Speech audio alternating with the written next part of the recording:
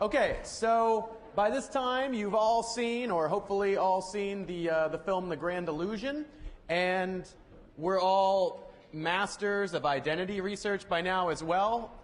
But the thing you don't know about is social identity theory and social identity research, which is the body of research that you most need to know for doing well on this paper.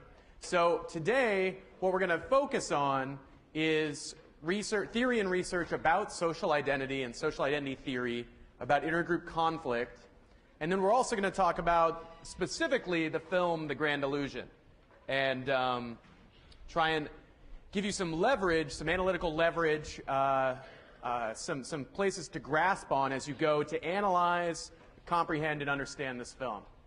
Okay, if I get your attention, please. Thank you.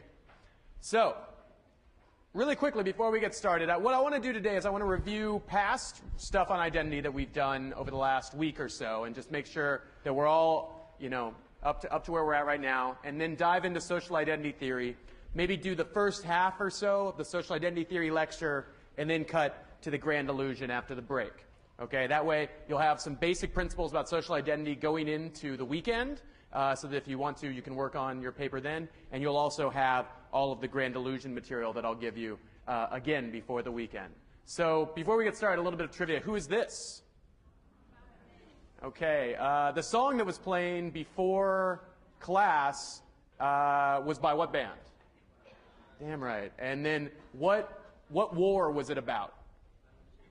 The Spanish Civil War, exactly. What picture from up here corresponds to that war? Is it this one? No, though that is in Spain. Very close. This? What war is this? U.S. Civil War. Is it this? Is it this? Yes. This is a famous photograph from the Spanish Civil War.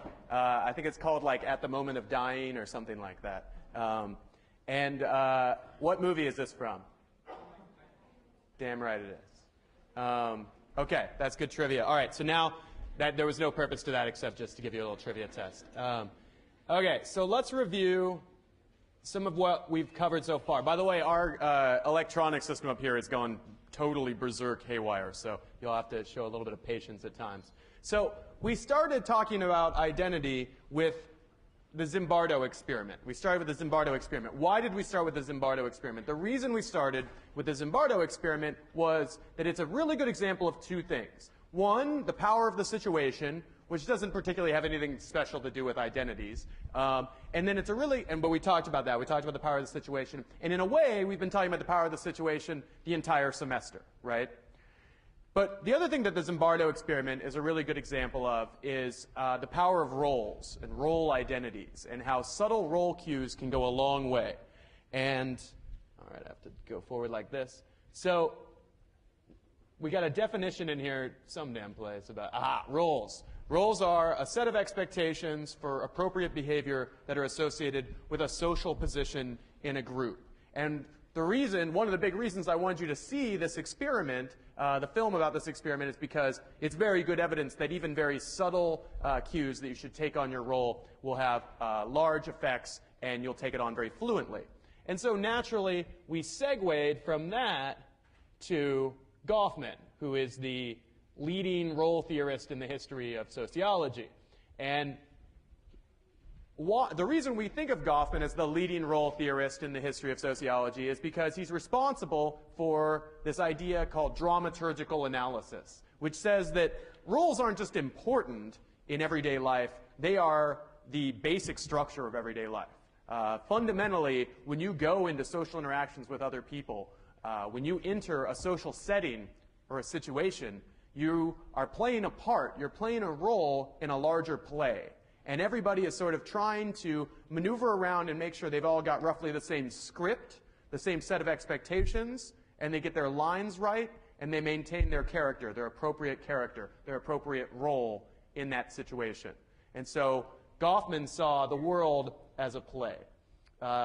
Here in this lecture, I told you a little bit more about identity. I defined identity as different selves that an individual may take on in social interaction. And I underscored 3 fundamental levels of identity, which are personal, role, and social. Now, how are these different? What are these different levels of identity? Personal identities are traits of an individual. They're aspects of your own individual identification that are essentially akin to personality. So personal identities could refer to approaches to interpersonal behavior, like being extroverted, being introverted, being polite, being shy, and so on. There might be something distinctive about you, that you have some level of these things that describes you, and it's part of your personal identity. Also, emotional or psychological traits or kind of chronic dispositional traits like being very stable or being very optimistic or moody. These are individual traits of you. They're personal identities. The next level up is the level that Goffman's talking about, role identities. And these are essentially positions in some group. And examples of role identities are student, friend, mother, father, soldier, manager, teacher, and so on. So when you're in a situation, often cues will cue you to take on some role, and your role will usually fit in some complementary fashion with the roles that are primed for other people to take on. And then there's another level of identity, which I introduced to you, which is social identity. And this refers to a group-level identity. Now, roles are sort of a group-level identity, too, but remember that when you have a role, you have some part to play in the group, right? Like maybe I'm the teacher here and you're the student. But when a social identity is made active, we're all sort of brought together, and we all have not really a role, but if we did have a role, it'd be the same role. So when we go to a Cal football game, then we're all brought together and we're all the same because this social or group-level identity is made active.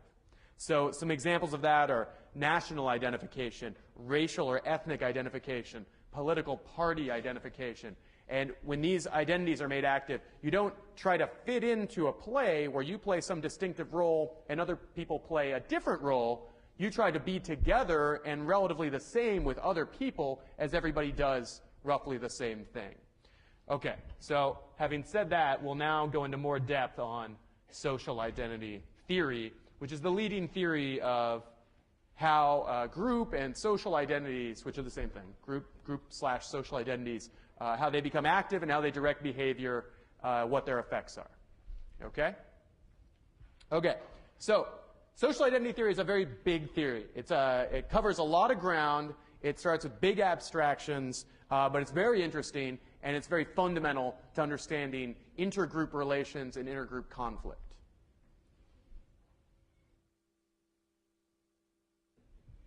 Okay. I'm about ready to start some intergroup conflict here. Okay, so, social identity theory offers many insights on the nature of intergroup conflict. It also explains how group identification processes happen, how you come to a group, come to identify with some social group, and the effects that that in turn has on you and the way you enact yourself.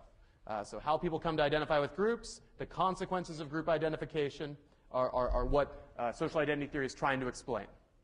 So here are some basic principles of social identity theory. Here's how the theory works.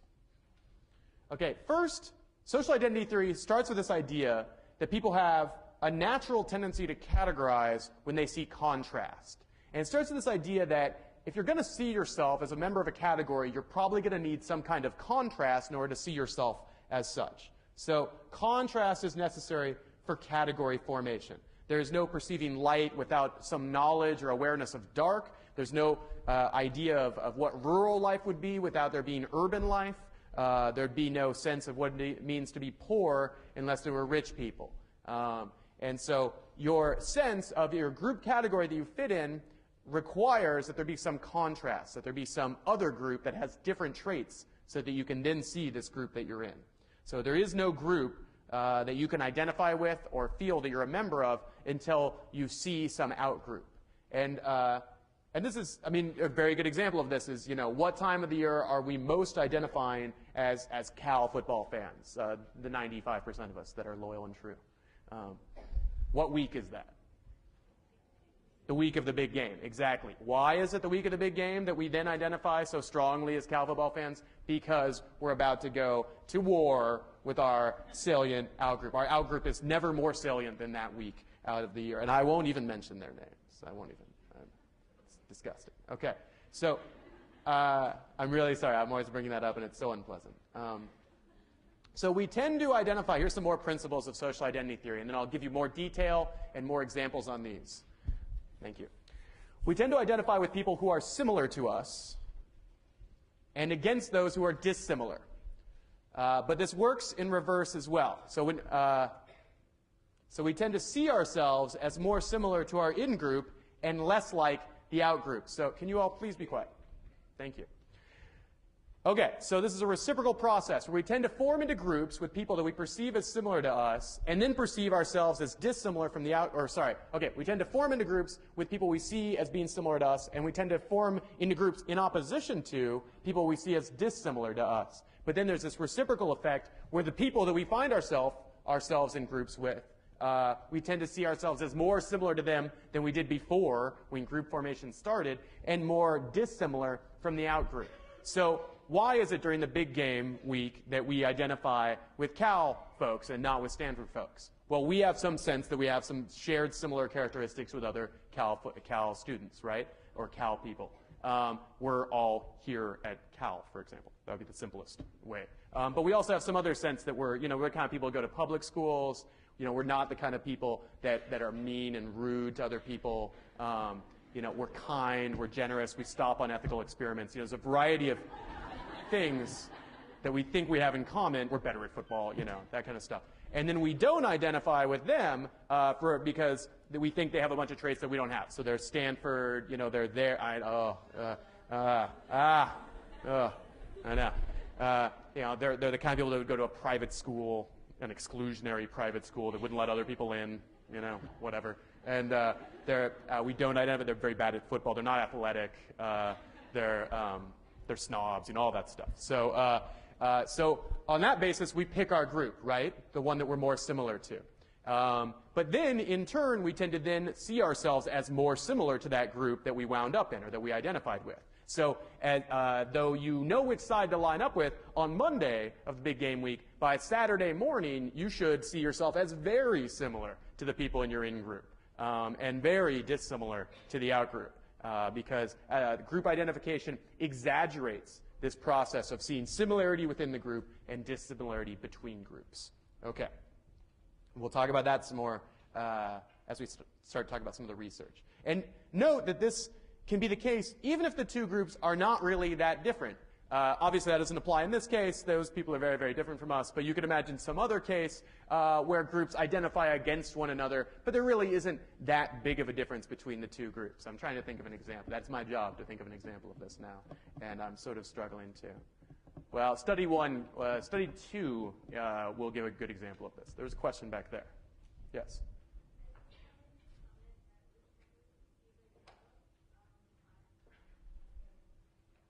You can't see the yellow on the thing. Yeah. Sorry about that. Yeah, there's nothing I can really do. Can you guys literally not see the yellow at all? Or that's great. You guys are like, no, we can't see anything you're doing. Okay. What's that? Yeah, to me it's not even yellow. Like I said, this technological interface just went haywire about a week ago. Like the DVD player doesn't work anymore. I have to do all these weird output things. Like I'm looking at 2 out of 3 blank screens up here. So I not only can't see what you're seeing, I can't see what I'm seeing, which is like not even possible. Yeah. So all right, well let's take a 2-minute break. I'll try and fix that. Okay. All right, talk amongst yourselves. Get to know one another. Commune as fellow Cal students.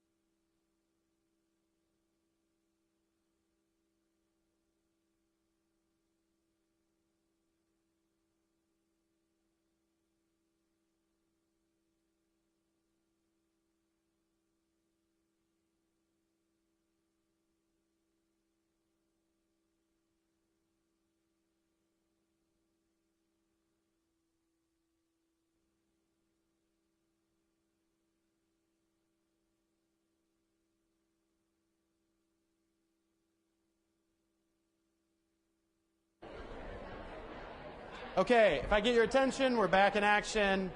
We're back. All right, we're hungry for more. By the way, have you noticed the attendance is much lower in here? Well, thank all of you for showing up. Thanks a lot. You guys are all clearly cruising towards A's in this class. And let's say that there might be a quiz on Tuesday, which won't necessarily be very hard. It'll be more, are you here? Okay? All right. But study for it. Be up on your reading and stuff, because it won't be easy either. Okay. All right. What's up, man? What's that? What day is today? Today is Thursday, right?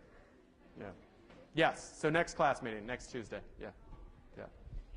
Yes. Sunny. What's that? Am I going to put this on the readings? Yes.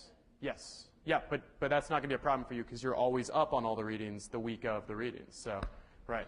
Because you guys are the ones that are here. So you're like the together students. And to be honest, even if you guess, you're going to do better than the people who aren't here. So, you know, shit.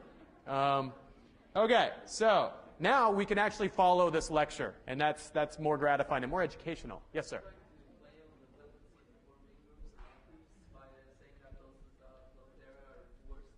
Yes, I am trying to create a salient outgroup that is inferior. And I don't want to make aspersions about this other group because if they're back next Tuesday, then we'll just welcome them back with open arms. I mean, I don't know how you feel, but I would welcome them back. For now, they're somewhat other than us, and that's. But if they come back, you know, whatever. We'll just take them back. Well, why not? Why not? You know why? Because it's a public institution. And I know some schools that wouldn't, but we would. We're forgiving, we're good people. Okay, so we tend to identify with those who are similar to us. We can now see the screen, so back to this. Okay, we tend to identify with those that are similar to us and against those who are dissimilar. But then in turn, following group identification, we then perceive our, hey, I need everybody to stop talking. Thank you. Thank you. That's, okay. Again, I'd like to repeat, I'm going to start kicking people out if I have to tell you a couple times. There just has to be an understanding that you just can't talk to your neighbors when you're here. It seems like television, I think I went through this earlier, like the worst television show you've ever been subjected to. It seems like you're sitting here watching public access television, but I am a live human being and I am distracted by your talking. And I'm trying very hard to give a decent lecture to you. So please don't talk as a courtesy to me.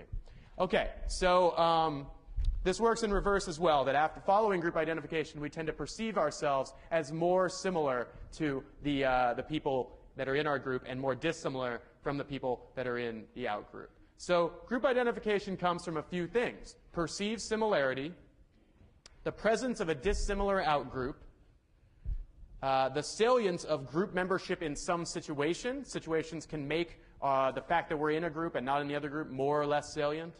And, okay, so those are the three things. So we will tend to be identifying with our group more as we perceive a similarity with those people, perceive a dissimilarity from some out-group, and as the salience of group membership in the situation increases. So, again, I want to emphasize that this contrast between groups, so you have to be able to see the out-group, see the opposite of the group in order to even see your own group, is essential to group identification formation. And you're going to see more and more of that exemplified as we talk about the specific studies that support social identity theory. Okay, so what are some consequences of group identification? I've already touched on these at the top, but what are some other consequences of group identification? Okay, out-group animosity, mocking, making fun of some salient out-group for being a snobby private school would be a good example of that. Perceptions of out-groups as evil, immoral, or dishonest. In-group favoritism is another consequence of group identification. People tend to have greater liking, respect for the fellow members of their in-group. They also tend to cooperate with them more and help them more. They're more likely to suffer some individual cost to help a fellow in-group member because they don't even perceive it as a cost. They perceive the other person as part of their group. Also, they tend to perceive fellow in-group members as more competent and quality of the in-group. Whatever, I don't even know what that means. They feel greater solidarity with fellow in-group members, and so on. Okay, and this is in some ways, yes, sir.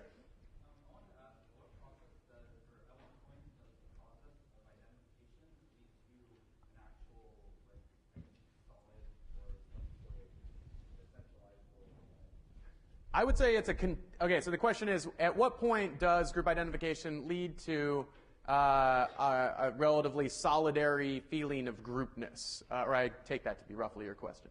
I think one of the key things here is social identity theory doesn't so much talk about discrete groups as it does talk about a continuous feeling of group identification and groupness. And so the more you perceive yourself as similar to some group of people, the more you'll start to feel that you have a group. And then also, the more that there's salient outgroup or one or more outgroups, the more you'll feel that feeling of groupness. So they would say it's a sort of continuous thing, and that there's levels of feeling of group identification and groupness. So you could imagine when you were in high school, you maybe conglomerated with some people that were similar to you.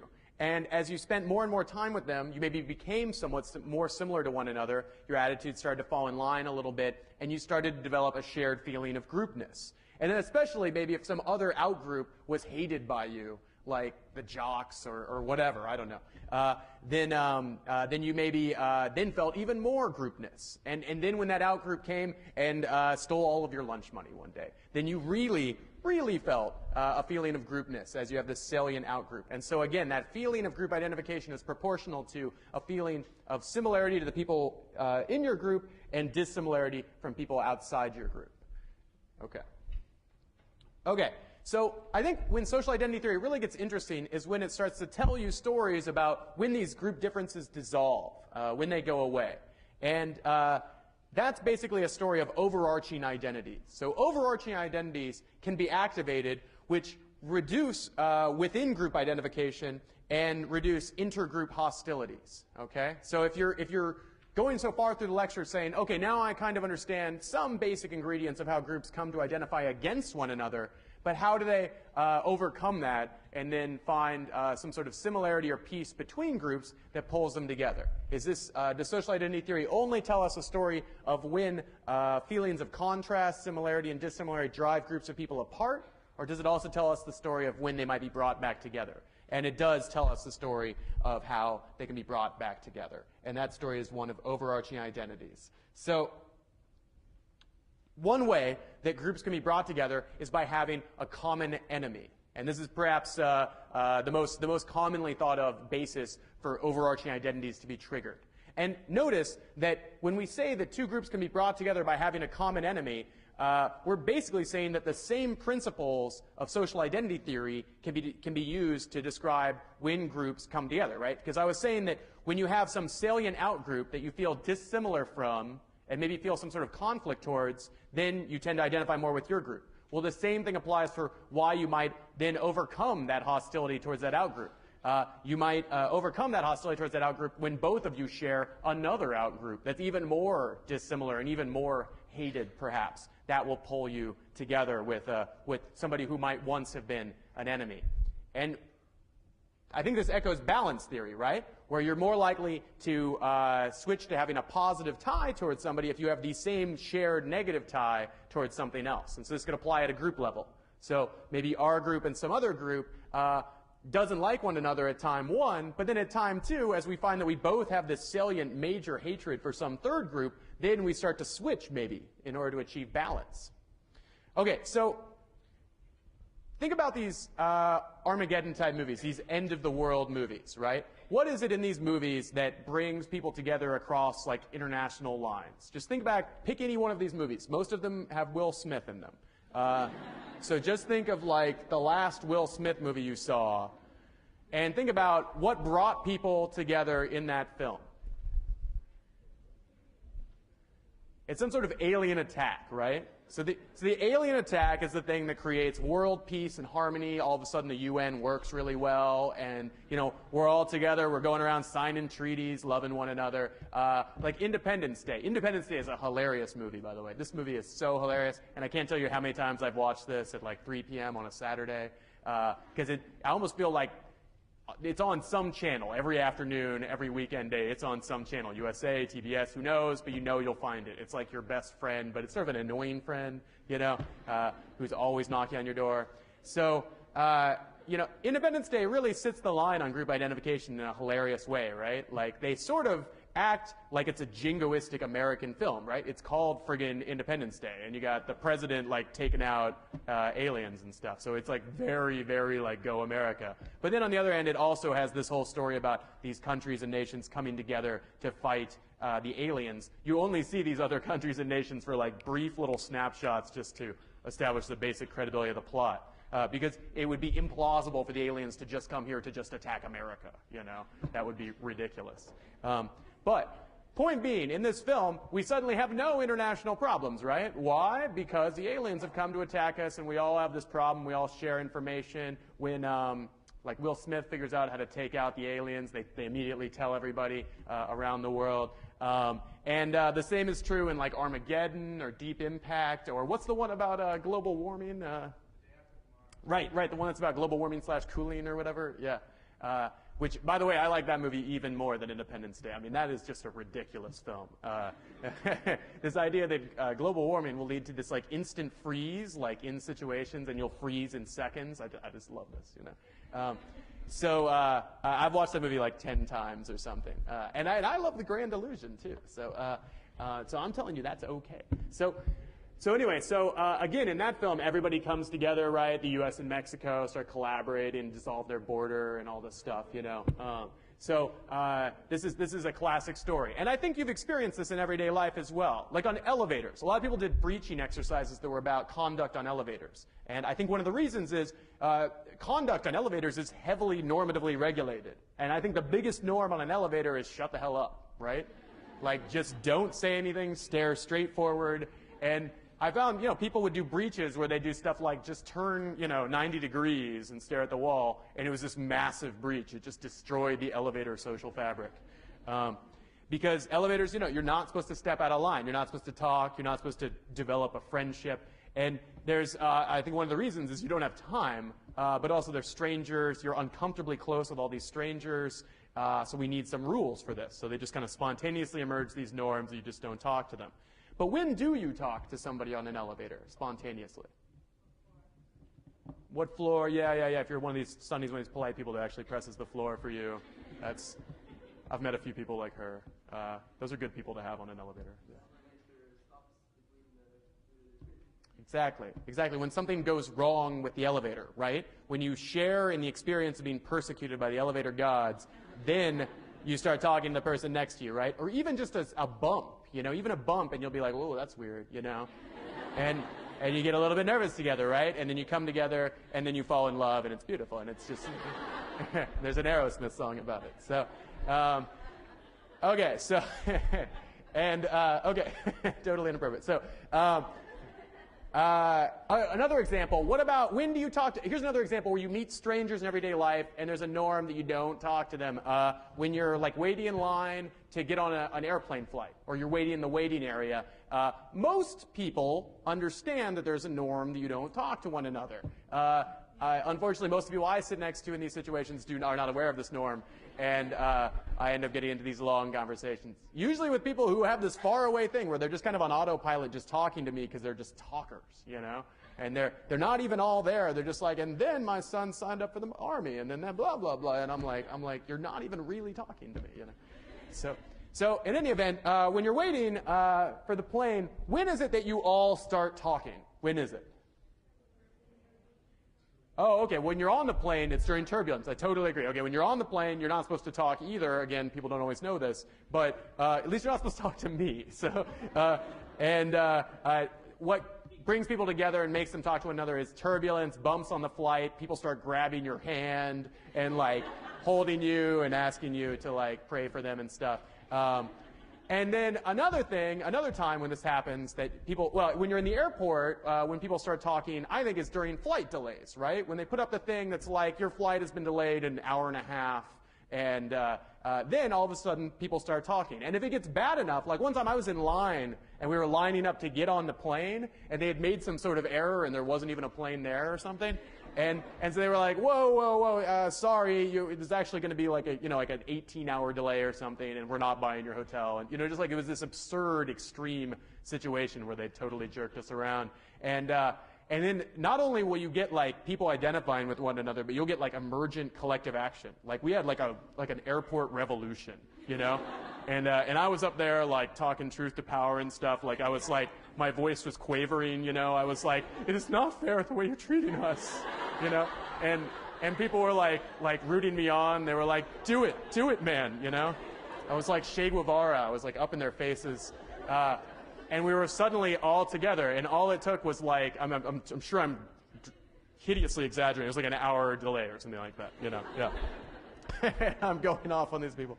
Of course, now that's normal, so it takes really extreme behavior for people to talk to one another in these situations. So again, this should show how having this common enemy will drive people together into groups and also lead you to overcome what might be group dissimilarities. So you're standing next to somebody who's wearing a Stanford sweatshirt, and then you become brothers and sisters as soon as they cancel your flight.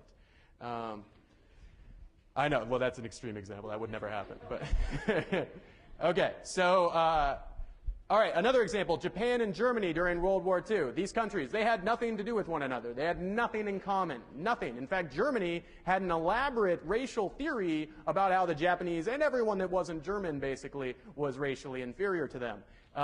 Very clever theory they invented. Like, we can't all do that. So Germany had this elaborate theory. So what did they do? When it came to World War II and they needed help in fighting the Allies, and Japan had economic and military and cultural reasons why they wanted to attack the United States, mostly economic ones, why they wanted to attack the United States, what happened? Well, they established a coalition, an alliance, the Axis, and Germany went and rewrote their racial codes to say, these are the people that are inferior, everybody that isn't us, and these are the people who are superior, us, and now the Japanese, who are actually Aryan. Which is absurd. But they rewrote everything so that the Japanese were cool too. And I'm sure if something had gone wrong with that partnership and they had dissolved it, you better believe they'd have written the Japanese back into the outgroup of inferiors. Oh yes, the effect of aliens in Will Smith films, the delay at the airport, hearing a bump in an elevator. Oh, yeah, this is a good one, too. One that may be very familiar to you right now. So you have an evil boss, right? You have an evil boss or an evil teacher who's always being mean to you and telling you to shut up when you're just talking about the class, you know, you're not even doing anything wrong. And that will pull you together and ironically make you want to talk more. Worsening the situation, I should take a note.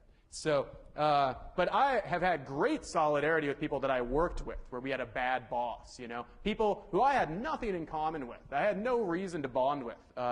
Based on kind of demographic location, these people would be radically different, you know, age, gender, you know, walk of life, socioeconomic background, education, but we would be like tight, you know, like super tight if we had this terrible boss. And then, like, you invite them out, you know, to go out with you and your friends sometime, and then they're there and they look up and they're kind of like, wow, all we have is this shared boss thing, because I'm nothing like you know, your people, you know.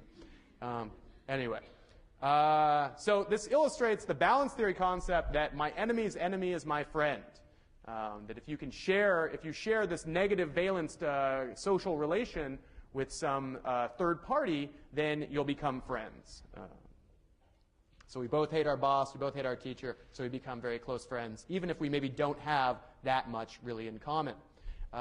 Another way that overarching identities can be triggered that bring people together in groups where they might have previously been dissimilar or even identifying against one another is by seeing some significant similarity.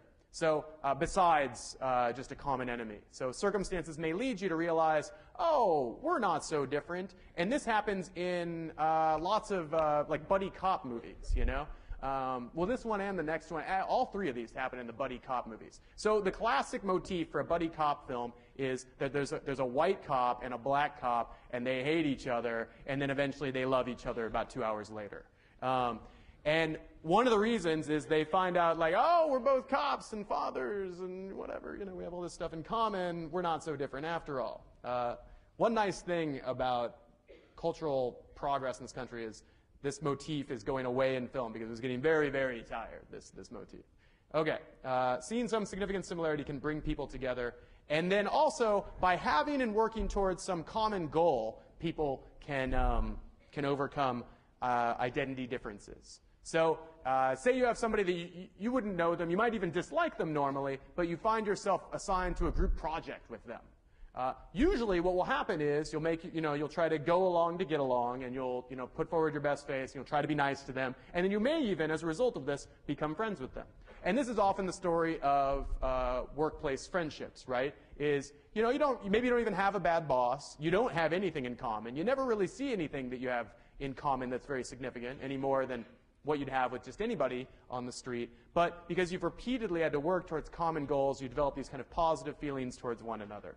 And actually, here again, we have one of these films about a white person and a black person, The Defiant Ones. Have you ever seen this movie? Has anybody ever seen The Defiant Ones? Does anybody know the actors in The Defiant Ones? Anybody? Yeah. All right. It's a film from the 50s, so before my time, but I know, okay? All right, because I'm 20 years closer to it than most of you. The Defiant Ones had Tony Curtis and Sidney Poitier. Oh, you knew that. You knew that. I'm going to pretend like you knew that. Okay. So Tony Curtis and Sidney Poitier, and they're like on, they're prisoners, and then they're like truck, wrecks, and they find themselves chained together and having to run around together, chained together. I think they've remade this film a few times. Didn't they remake this film? Okay, whatever. So, and so they normally would dislike each other. They're of different races. It's the 1950s. Oh my God, they must hate each other. And they do at first, but then eventually by the end of the film, they love one another because they've had to work together because they really have to share an arm, essentially, And they get to the point, I think, at one point where they get an axe and they can, like, sever the thing, and, like, a lone tear runs down Tony Curtis's cheek as he severs the chain that he's come to love. Okay. All right. So now we'll take a 2 or 3 minute break, and then we'll talk about the grand illusion using these tools to understand it. So now we know basically the basic principles of social identity theory. You haven't seen them illustrated in great detail yet. We're going to next Tuesday review five experimental or other empirical demonstrations of social identity theory, so you can understand these basic principles that I've told you about better. For now, I want to talk about the grand illusion so that you all can have some tools, some analytical tools, and some background knowledge for interpreting this film so you can write your essay. So this is definitely exactly the kind of lecture where I would want all 470 of you to somehow be here, but only half of you are. So this is a big one. This is a really big one to pay attention to, because for the purposes of this essay, I don't mind kind of spoon-feeding you the basic way to do well on this essay, because I'm asking for a pretty high-level thing, I think.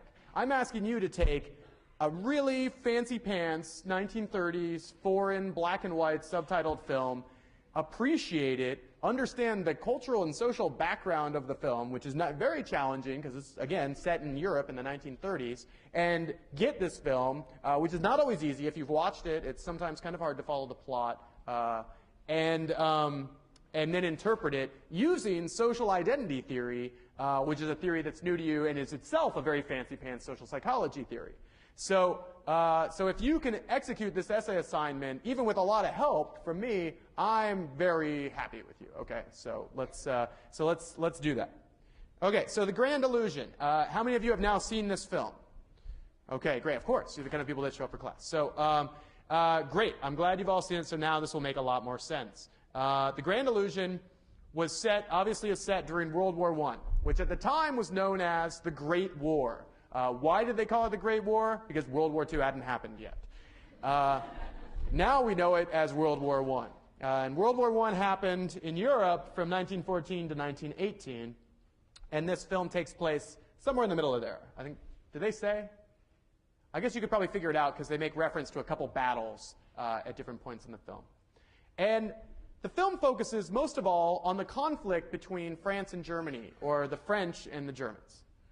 And the film opens with this guy, Bourdieu, oh man, this is you can see this though, right?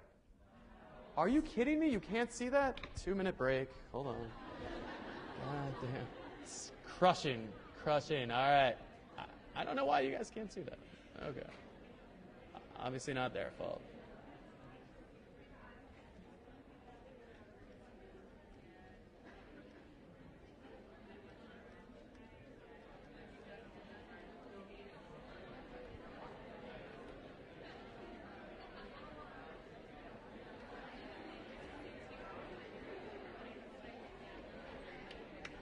we're back in record time. All right. Okay, so The Grand Illusion is a film that was done in 1937 about the Great War, blah, blah, blah. Okay, so focuses on the French and German conflict. The film opens with Baudu and Maréchal shot down in Germany in a sequence that's incredibly confusing.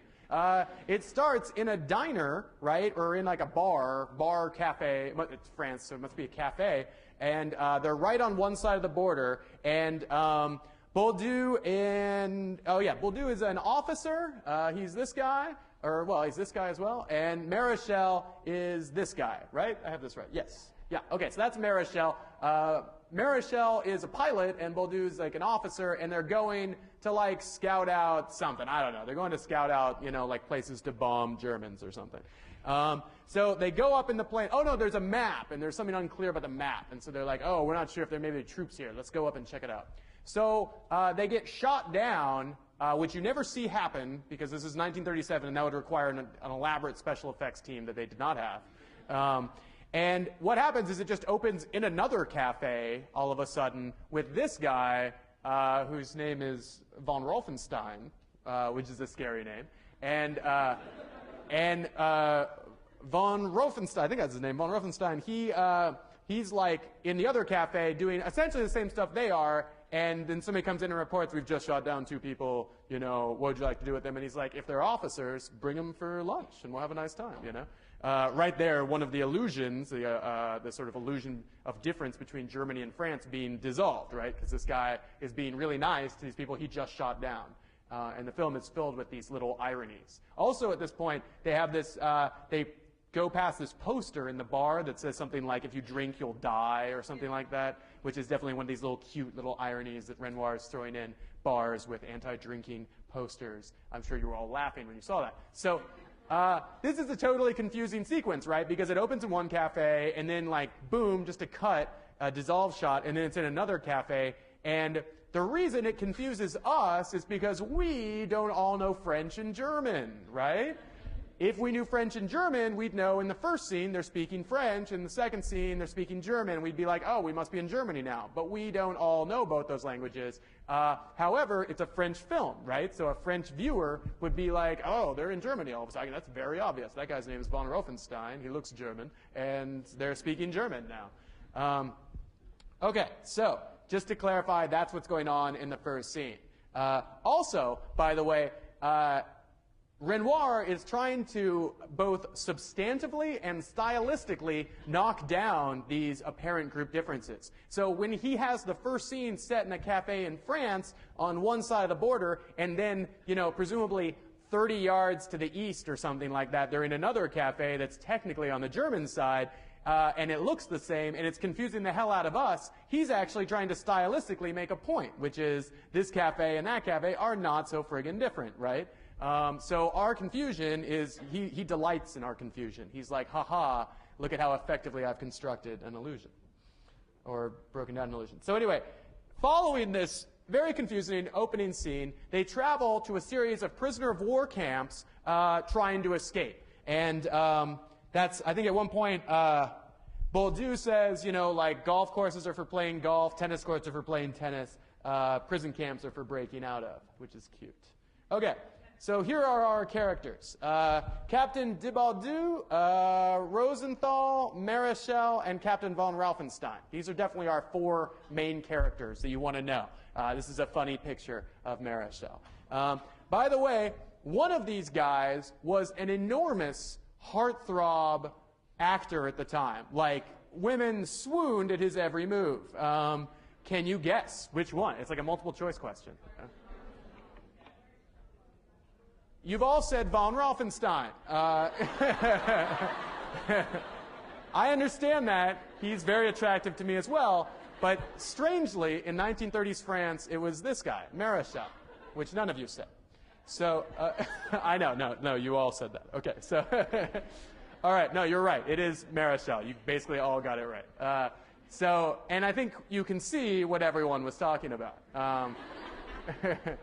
He does have very good hair, So, okay, so what's the first thing that you notice when you look at these names? I mean, first of all, you see this, right? The captains, this guy's a captain, this guy's a captain. They're all officers, mind you, but these guys are captains, so they're a little bit higher rank.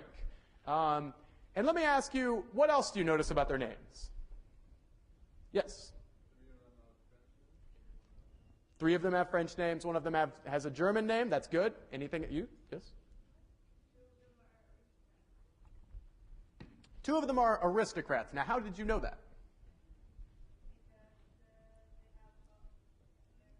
Right. Okay. So, exactly. So, the reason you would know this is this guy's name is de Baldu, and then his name is von Rauffenstein, which means like of the Rauffensteins and of the Baldus. So, so this is how you're supposed to know. Now, we maybe wouldn't know this because we're, or many of us are American citizens. We're not familiar with this whole aristocrat system, this kind of crazy system where certain people are born better than other people. We don't understand this. Or hopefully we don't think we understand. So, in 1930s France, or in 1930s Europe, or actually this is set in the 19-teens, so in the 19-teens in Europe, this is the dwindling end of the feudal system, the end of the system of nobility and aristocrats, where they believed, Europeans did, that certain people were better by birth. They were better people. They were blue bloods. They were born with some sort of noble blood, and they were just better because of the family they were in. And I don't mean like a little bit better, like a status difference, like they were of a different sort of people. So they believed that this guy, this is an important difference, is in France, they supposedly don't believe this anymore. Why? Does anybody know why? The French Revolution. The French Revolution's credo was very similar to the American Revolution's credo of every man is created equal, and we're all equal. So one of the main reasons they kept saying that every man is created equal is because they were trying to counteract the old system, the feudal system, the nobility system, whereby certain people were born better than others. So in France, in the 19-teens, during World War I, though some of these dudes still have names like this, de Baldu, they're still given higher-ranking officer positions in the army for some reason.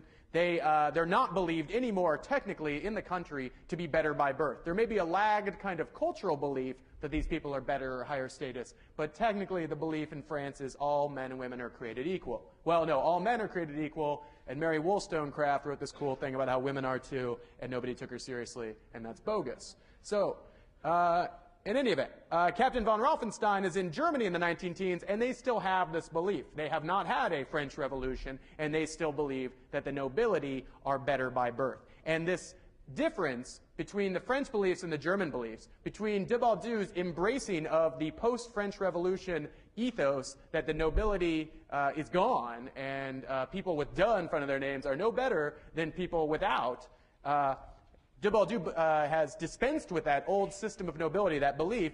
Von Rauffenstein has not, and there's a sort of gentleman's debate that happens in the film, which you may or may not have noticed.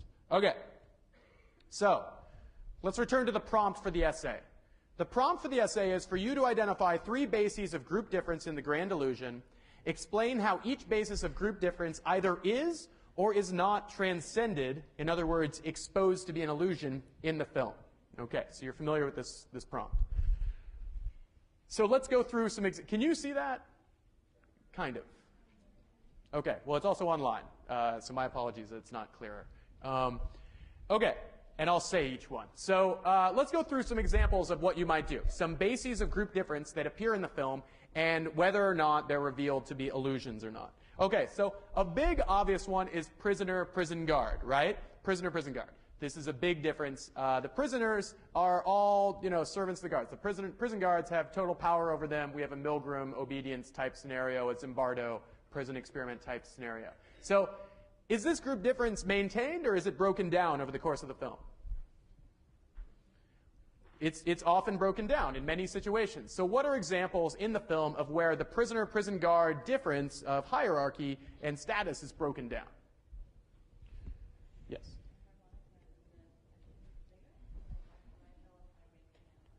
There's actually a very sweet scene where Marichal has been put in solitary confinement, and he's cracking up. He's been there for weeks. But what happens is the prison guard is trying, even though he's already been mean to him and tried to escape and elbowed him in the gut or something, the prison guard feels sorry for him and is offering him cigarettes and a harmonica, and it's actually very sweet when Marichal starts playing the harmonica. So, Or if you're anything like me, you're touched by this. So the prison guards are actually surprisingly kind to the prisoners at various points, or at least that prison guard is. So in this way, you could argue in an essay that this group difference between prisoner and prison guard is broken down. So what's another basis of difference? This is a big one. Jew-Gentile. This is 19-teens Europe. So there's a great deal of anti-Semitism. And the presumption would be, if you went into this film in the 1930s, remember the 1930s in Germany has the rise of the Third Reich happening. There's been widespread anti-Semitism in Europe for hundreds of years. And this is still a major widespread belief that Jews are different people and that Gentiles have animosity towards Jews. So this is a big difference. And this is hard for us to maybe capture because anti-Semitism, we hope anyway, in the United States is not nearly as strong as it was in this period. So one thing you might not have noticed is that Rosenthal is a Jewish guy. And Rosenthal is Jewish. And the difference between Rosenthal and everybody else is supposed to be, he's supposed to conform to various stereotypes of being Jewish that were present at the time, that he would be rich and greedy. Is he rich and greedy? No, he is rich. His family is rich. They keep sending him all these nice tins of like smoked salmon and stuff like that. Very good stuff that we would all want to eat like that. But then he shares these things. He's incredibly generous. He's easily the most generous person, really, of all the people there. So he is violating that Jew-Gentile group difference, that supposedly Jews are greedy, but Rosenthal defies this stereotype. But also, there's this presumption that there would be anti-Semitism in the group, that the Gentiles would have animosity towards the Jews, or towards Rosenthal specifically, and that Rosenthal might himself have difficulty connecting with the Gentiles. Is this the case? No. So repeatedly throughout the film, Rosenthal is treated like a perfect equal in the prison group. And in fact, to our eyes, it might be hard to remember that there is anti-Semitism in the 19-teens. And then likewise, does Rosenthal embrace his Gentile comrades? He does. And again, there's this very sweet scene where everybody's like, all right, we're about to break out of the prison. This is going to be great. We've been working on this forever. I just wish Marischal could come with us. But he's been stuck in solitary confinement for weeks. And they're all like, man, that sucks. Marischal should come with us. And then what happens? Marischal, he arrives, he's emaciated and thin and he's hungry. And they immediately are like, oh, you can have Rosenthal's food. He's always given us food, And they look over and Rosenthal is preparing some food for him and he's crying because he's so happy that Marischal is back.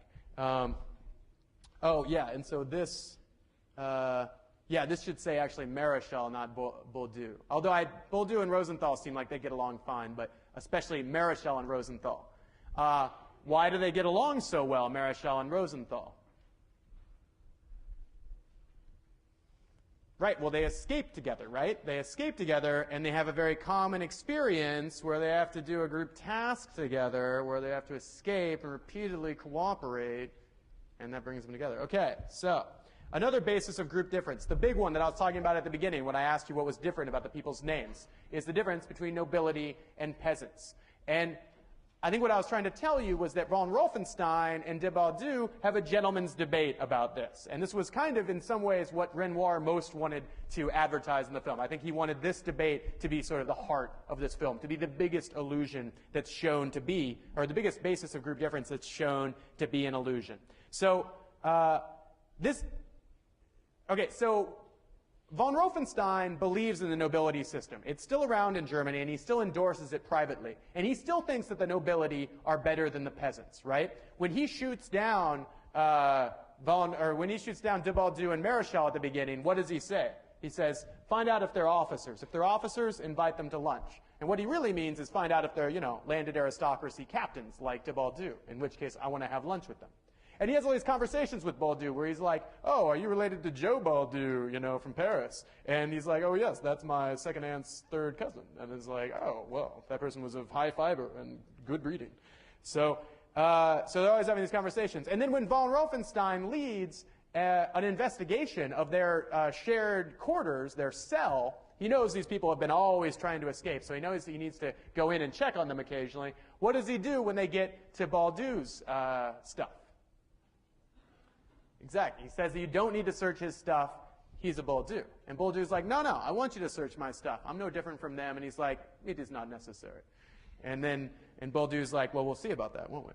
So Bourdieu disagrees with von Rauffenstein's perspective. Von Rauffenstein is like, hey, I want you to drink cognac with me. We're better than these other people. The real basis of group difference here is that the nobility, us, are better than the peasants, the people that, fight and die and follow our orders. We're the good ones, and that's the real basis of group difference. This French-German thing, I easily transcend that and get along with you. But de Bourdieu disagrees. He's from post-revolutionary France. And he wants this to be a story of him being a Frenchman. He wants to say, no, this French-German difference is the big difference here, and the nobility are no different from the peasants. And so he says, I want you to search my stuff, because I'm no different from these other guys, these plebeians, these peasants that you look down upon so, these commoners. And then, at the end, they're having this debate. They have the debate. They actually go up into the castle. And remember, this is weird, right? This is like a prison that's in a castle. Could you telegraph that this guy is nobility anymore, right? He's nobility, he's like a captain. He's von Rauffenstein. He lives in a friggin' castle, even though it's war. So he's, and that's what nobles did in Europe. They lived in castles. And he's tending this geranium, right? And telling these stories about the death of the nobility system. And the geranium could be meant to symbolize the last kind of vestiges of nobility and noble birth. And he's like, yeah, it's the only thing that's like still alive and still flowering in this terrible place. And they have this debate, right, where von Rauffenstein's like, hey, why did you want me to search your stuff? I know you're better than, these other people. And de Bourdieu's like, I don't know. I don't think so. We'll see. And then Maréchal and Rosenthal go to escape. And what does de Bourdieu do when Maréchal and Rosenthal go to escape? He sets up a distraction. He gets a really cool flute, and he starts playing his really cool flute on the rocks in order to distract the guards so that Maréchal and Rosenthal can get away. So what does he do? He sacrifices himself for commoners. And von Rauffenstein can't understand this. He holds him while dying and says, why are you doing this? Why is it that you've sacrificed yourself for a Maréchal and for a Rosenthal? I can't imagine. And de Bourdieu, in a way, sort of wins this gentleman's debate, because he lays it all on the line and he says, no, look, I gave myself up. I gave my life to be right in this debate. I gave my life to prove that I'm equal to my men, which is, again, kind of sweet. So, but at the same time, I think if I was writing an essay, you could even go a step beyond that and say, actually, von Rauffenstein and de Bourdieu are still propping up their belief that there's a difference between nobility and peasants. Because even in the scene where de Bourdieu is trying to prove that he's the same as Maréchal and Rosenthal. And how is he trying to prove it? He's trying to prove it by sacrificing himself so Maréchal and Rosenthal can escape. He's using his leverage with von Rauffenstein to create a distraction so that the other two guys who he thinks are equal to them can escape. And two people is greater than one, so you got to do it, right? It's times of war. But even at that time, there's signs of noblesse oblige going on, right? Noblesse oblige is how the nobles, the wealthy, are supposed to take on obligations and gallantly and with great chivalry make sacrifices and things like that. And if you look at this scene maybe a little bit closer, you maybe still see that these guys both still believe in the nobility system. Von Rauffenstein's like, what's this guy doing running around? Don't shoot him. I will be the one that shoots him. He's my friend, but I'm obligated to do it because I'm a noble, and as a noble, I'm always looking for opportunities to show you how cool I am. And then Bourdieu is like, I'll be the one that sacrifices myself chivalrously and gallantly because he wouldn't say it this way, but as a noble, I want to be the one that's obligated to sacrifice myself because as a noble, I'm always looking for cool stuff like that to do. Okay, but I think mostly the story of the nobility-peasant difference is one that is torn down in the course of the film. And Bourdieu disagrees and sacrifices himself for mere peasants. Okay, another basis of group difference is the difference between French and Germans. Does this film maintain that group difference, or does it also break it down? Bless you. It breaks it down. Okay, so Rauffenstein is the leading guy who breaks this down, right? Von Rauffenstein is always seeing some similarity to Bourdieu, and a greater similarity to Bourdieu than he sees to his own men, the people who work for him. So he's always trying to get Bourdieu to hang out with him and drink cognac because, they're really cool and they like cognac. So also, another basis of national difference, the Swiss-France border is obscured at the end in this unmarked field that's covered in snow, and they run across it to freedom. But, you can't even see the line. The line is an illusion. These national boundaries are illusions, and never is it laid out more like obviously and visually than in that final scene. Okay, Now, I can see you all are riveted by all this, so I'm glad that there's a question. Okay, good, yes.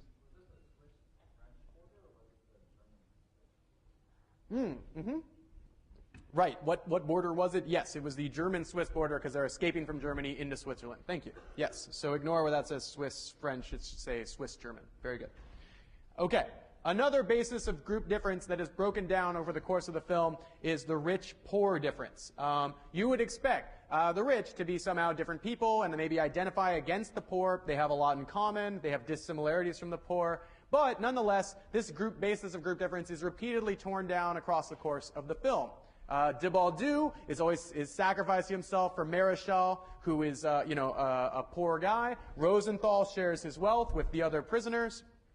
So the difference between rich and poor is readily broken down. And you could easily use these bases of overarching identities to analyze that, right?